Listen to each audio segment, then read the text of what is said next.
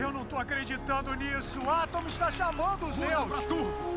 Ele tá pedindo mais! Se você cresceu um sorriso só de ouvir isso, é porque você entende o valor da cena e lembra do quão boa ela é.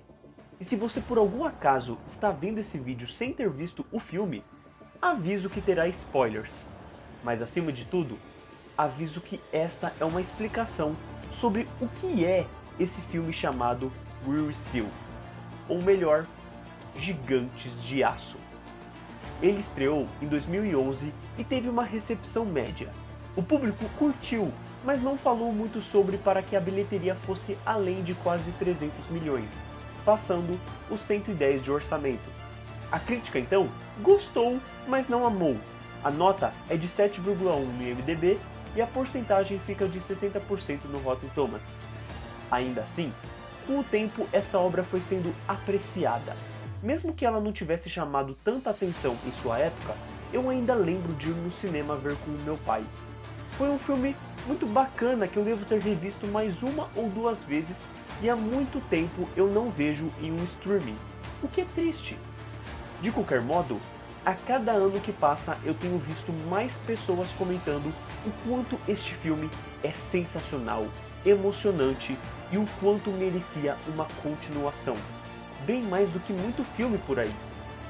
Então, meus bidos gigantes e meus bidos de aço, eu decidi me aprofundar nesse filme para levá-los a compreender o que torna ele tão especial, tão conquistável, a ponto de praticamente ser um clássico moderno.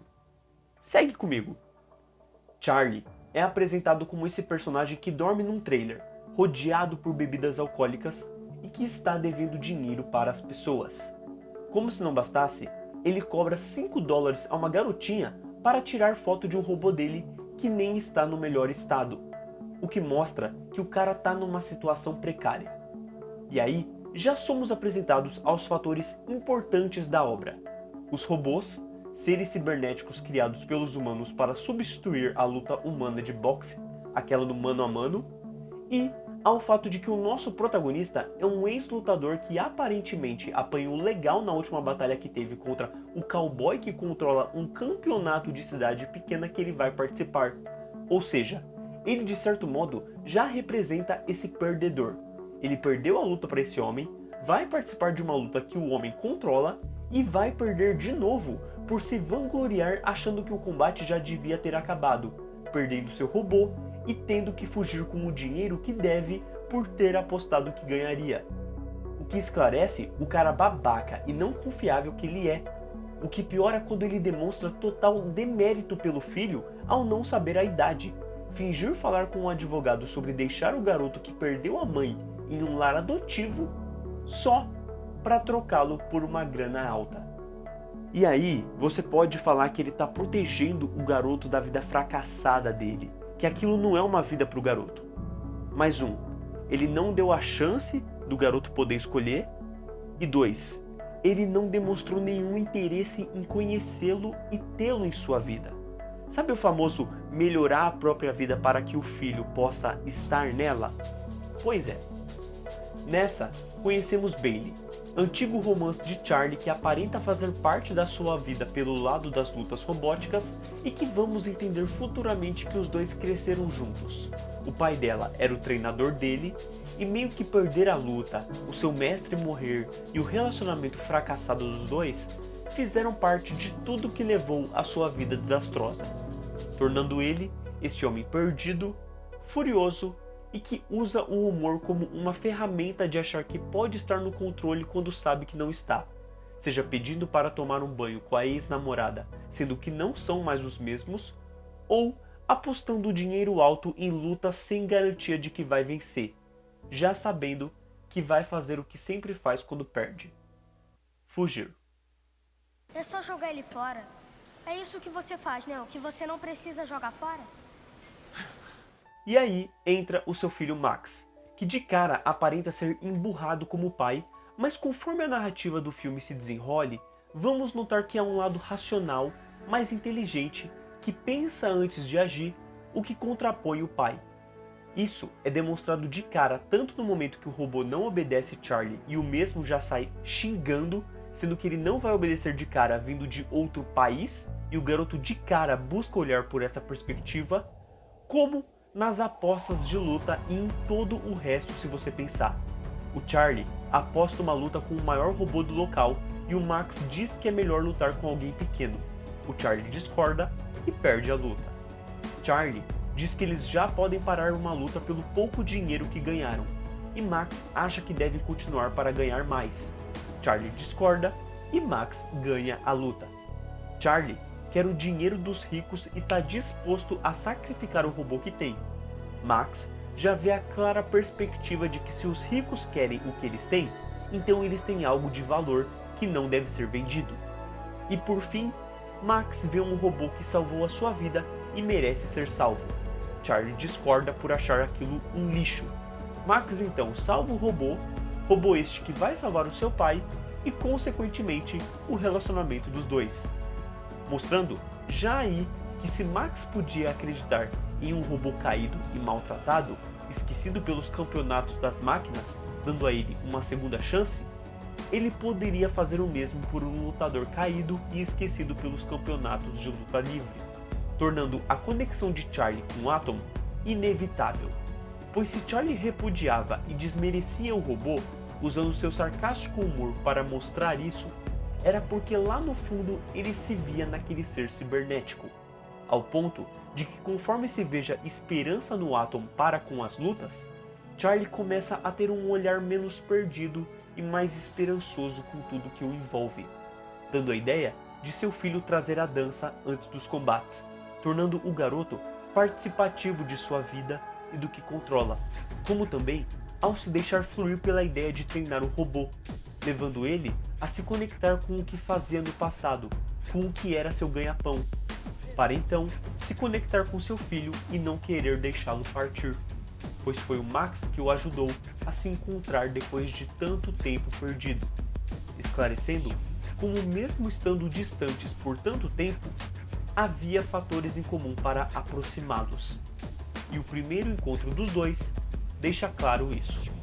Note como a primeira cena dos dois juntos trazem planos que os deixem tão distantes. Se não é cada um em seu plano sozinho, como o famoso cada um no seu quadrado, é um plano que mostra como eles estão distantes tanto emocionalmente quanto fisicamente. E de cara, a segunda cena que aparecem juntos e ficam próximos em um mesmo plano, envolve o amor por robô. Ou seja, estava fadado a isso. Assim como o sucesso de Atom.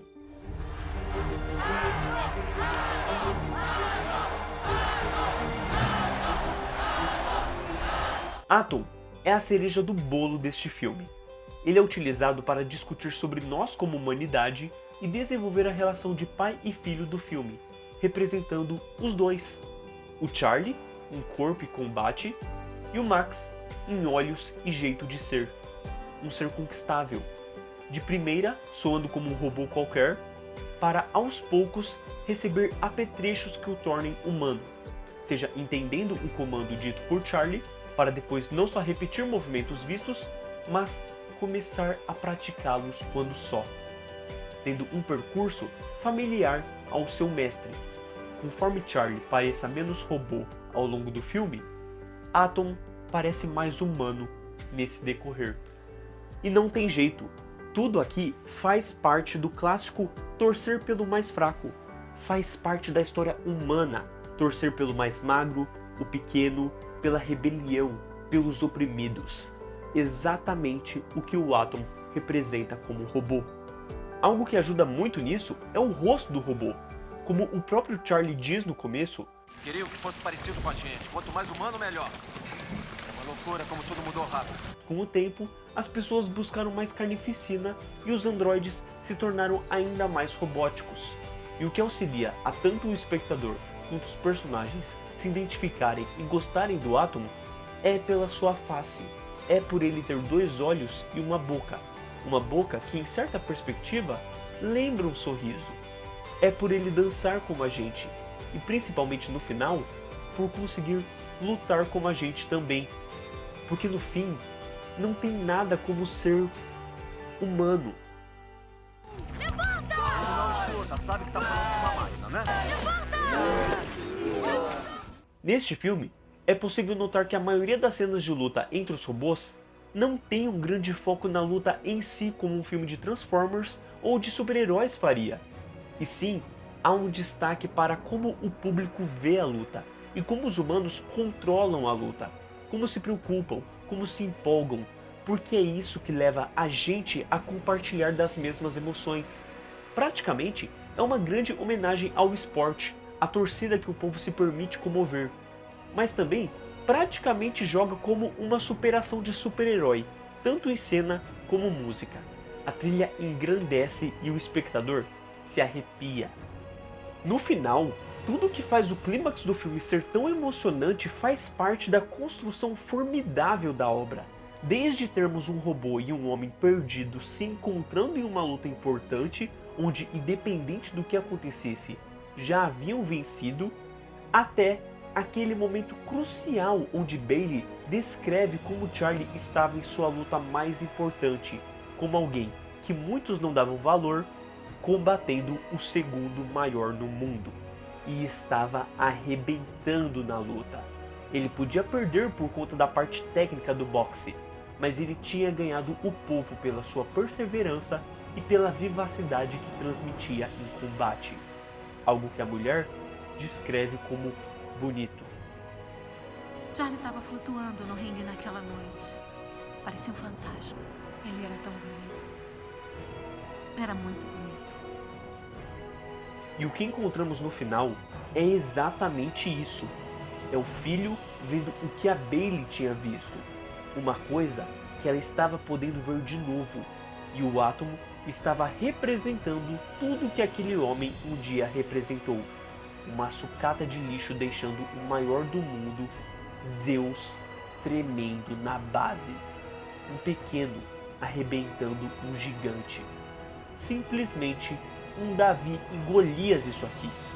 E aí entra uma questão importante nessa luta. Vencer ou perder, a luta só termina se alguém for nocauteado. Se olhar pela perspectiva dessa frase, não houve uma derrota ao final do filme, e sim um empate. Zeus foi escolhido pelos juízes porque ele derrubou o átomo inúmeras vezes. Mas para a plateia, o campeão foi o átomo por ter sido o primeiro a sobreviver ao Zeus e também por ter sido o primeiro a derrubar ele. Zeus realmente venceu a luta, ele ganhou mais rounds.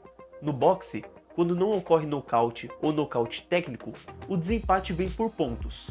Quem for mais ofensivo no round, desferindo mais socos e chutes, ganha o round.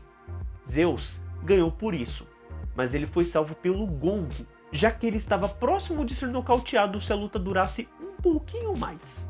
Foi tipo Rock 1, o Rock perdeu na pontuação, mas todos viram ele como ganhador pela surra que ele deu em Apollo Creed.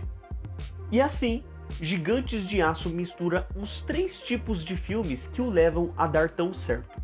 Ele mistura um filme de superação de boxe com um filme de paternidade adorável, onde duas pessoas diferentes aprendem a se gostar, para adicionar a relação entre um homem e qualquer tipo de outro ser, indo de alienígena para robô para cachorro. Ou seja, nisso tudo, ele não faz nada diferente do que muitos filmes por aí. Todo mundo se inspira em algo. É aquela famosa frase: nada se cria, tudo se copia. Ela representa bem esse caso aqui. A união de 3 clichês clássicos em relação à jornada de personagem e de filme, e se tornou um clássico entre o público, tanto aqueles que viram no cinema como eu, quanto quem viu na sessão da tarde depois sente isso. Assim como sua existência resultou em alguns filmes com uma estética familiar nos anos seguintes. Por tudo isso, acho válido enaltecer o trabalho de Shawn Levy como diretor do filme, pois o que faz tudo funcionar é a sua perspectiva para com o modo de contar essa história, trazendo uma direção simples, com uma fotografia e uma trilha sonora simples, mas suficiente para o espectador entender tudo o que está acontecendo em tela e sentir emocionalmente o que aquela cena quis transmitir. Não à toa, seus projetos cinematográficos nunca fugiram dessa linha de ser apenas uma escapatória básica, sessão da tarde, com uma lição bacana e inspiradora que pode não revolucionar o cinema, mas dificilmente te faz sair insatisfeito ao final do projeto, sempre tendo como protagonista alguém carismático também. E não se engane, boa parte do mérito do filme vai para o Hugh Jackman como protagonista, porque ele é um ator muito carismático, que facilmente conquista o espectador, tendo um toque nas expressões que consegue fazer cada personagem seu ser bem verossímil, onde em micro detalhes torna perceptível como o personagem pode estar falando algo que não acredita ou se arrepende de dizer. E se o ator não conseguisse trazer isso, seria um desafio para o público engrenar na história de um homem e pai tão babaca quanto o Charlie consegue ser. Sem contar o Dakota Goyo no papel de Max, que interpreta um dos poucos jovens emburrados no audiovisual que consegue não ser chato ou insuportável, e sim gostável, divertido e necessário pela inteligência que demonstra, além da química com o Hugh que funciona absurdamente. No mais, o que torna esse filme louvável em qualidade é pelo quão fechadinho ele é. Ele diverte em cenas como o Max treinando o Atom, deixa dramático em momentos que sabíamos que chegaria, como o Charlie devolver o Max para sua tia, e torna completo ao voltar com tudo que nos apresentou. O cara que Charlie deixou na mão no começo volta no meio do filme para cobrar a dívida, ferra o pai e o filho de uma forma que nos deixe com raiva, para ao final se ferrar apostando que o Atom não aguentaria passar do primeiro round. Até o nosso novo Capitão América aparece no começo e final como o cara das apostas. Tudo tá ali, o que torna este filme um daqueles que eu gostaria que tivesse uma continuação, por ser muito bom, mas que ao mesmo tempo eu não quero, porque ele basta por si, e um segundo filme dificilmente chegaria aos pés dele. Eu sinceramente prefiro que fique como filme solo para não cair na mesma ideia de outros filmes de luta, do qual no segundo filme tá tudo certo, aí surge alguém para bater de frente, perde, aí treina e no final ganha de verdade. Eu aceito se realmente for bem executado, trazendo alguma coisa diferente pelo menos. Aí beleza, mas se não, deixa quieto como muitos outros filmes deveriam ter ficado também. Vide Matrix, Baby Driver ou até a franquia Rock, se você pensar. Se seguir a lá Top Gun 2, seria ótimo. Entretanto, ele já tem muito da energia de Top Gun Maverick, o cara velho que se reencontra com seu passado tanto em vida quanto no amor. E vale dizer que o diretor Shawn Levy sempre demonstrou interesse em trazer uma continuação que fizesse jus ao filme. Então, em 2022, foi anunciado uma série derivada pela Disney Plus. Entretanto, não há uma confirmação até o momento se ela se passa após os eventos do primeiro filme, se acontece antes, se teremos os personagens do filme ou não. E com a greve dos roteiristas, o projeto atrasou mais ainda. O que pode se afirmar é que alguma coisa desse universo vem aí, e partindo disso, gosto muito do comentário da atriz da Bailey, Evangeline Lilly, sobre o assunto, onde ela diz: "Como já faz tanto tempo, não sei agora se acho que uma sequência seria uma coisa bonita ou se iria manchar a pureza do que fizemos naquela época. Já se passaram 10 anos, mas eu realmente confio no Shaw. Acho ele um diretor incrível e um dos meus diretores favoritos. Então, se Shaw está fazendo algo, tenho certeza de que vai ser incrível."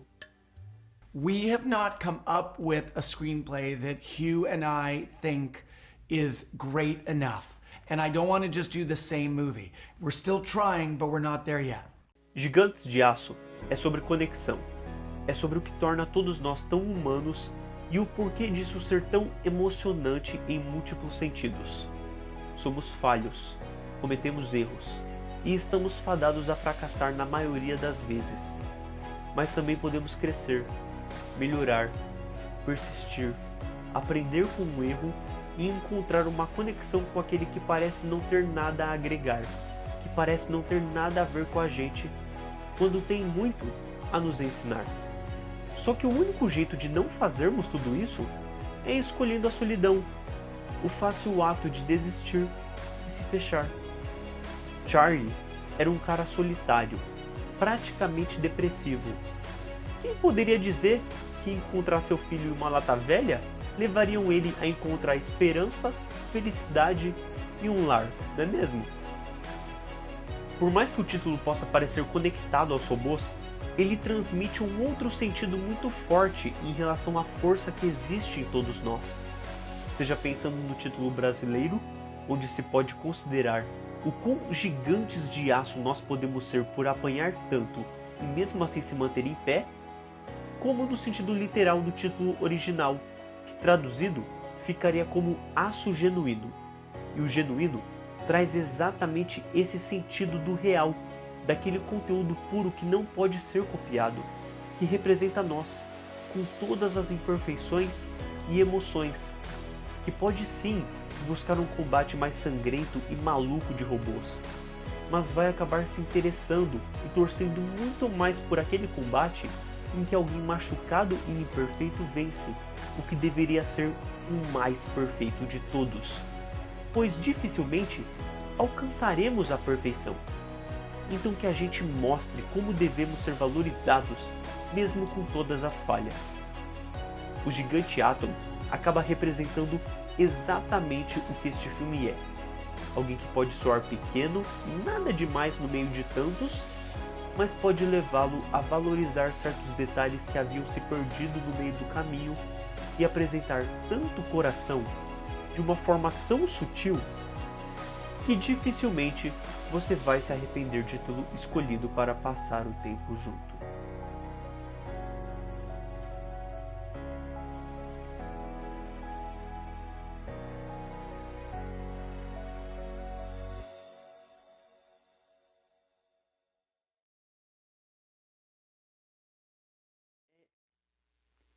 Esse vídeo é dedicado ao meu melhor amigo João Pedro, que está fazendo aniversário e que participou dos reacts de She-Hulk. Ele adora esse filme e eu sempre quis entender um pouquinho mais do porquê disso. Então eu decidi me aprofundar com tudo nesse filme e daí surgiu a ideia desse vídeo como uma homenagem ao João, como um presente ao João, mas ao mesmo tempo em relação a eu querer entender o do porquê esse filme é tão amado, sabe? Tipo, eu lembro que eu gostava dele, mas por que ele é tão legal? E aí quando eu revi eu falei, caraca, esse filme é realmente muito bom. Então daí surgiu essa ideia e aí esse vídeo nasceu. E enfim, eu espero de verdade que vocês tenham gostado e principalmente que você, João, tenha gostado. Te amo, irmão, e espero que você em algum momento volte para algum react nesse canal.